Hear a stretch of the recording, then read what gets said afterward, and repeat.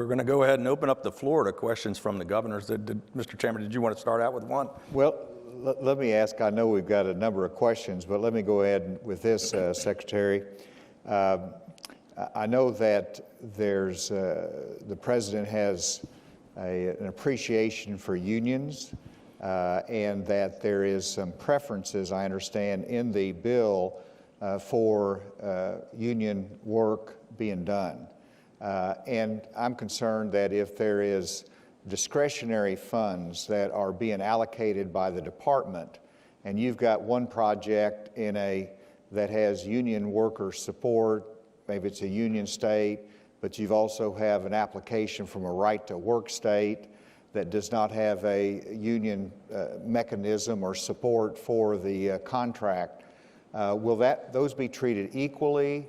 And how does that preference for union work fit with right-to-work states and the fact that we have very little union labor in our state? Well, as you know and as you acknowledge, this is an administration led by a president who, we are very proudly pro-worker. We believe in what unions can do for American communities and for American families. I also recognize that the reality is different in a lot of states, even just in terms of state laws and how they interact with the workforce. When it comes to the discretionary programs, what I'll say is that we're going to be very transparent about our policy goals, and they are many.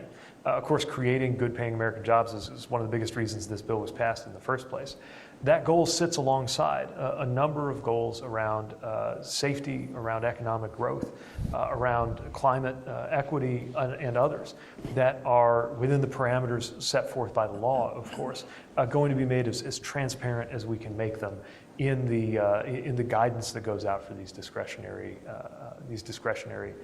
grant programs. What I'll say, especially in many of our flagship programs like RAISE, is that there's not generally one policy goal that kind of multiplies all of the other ones by zero.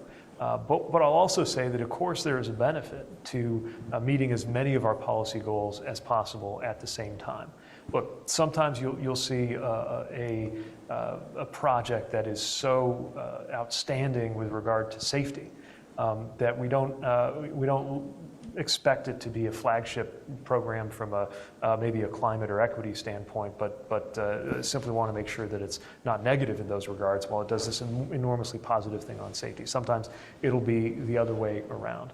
But we welcome the chance to work with you to make sure that across different states with different realities in terms of labor laws, that this creates a huge wind at your back for the goals of improving transportation for everybody and our shared goals of creating good-paying jobs, which I hope, regardless of particular state political patterns, we all agree that creating as many good-paying American jobs that can't be outsourced as possible is something that we're excited about and that we can do with this infrastructure investment.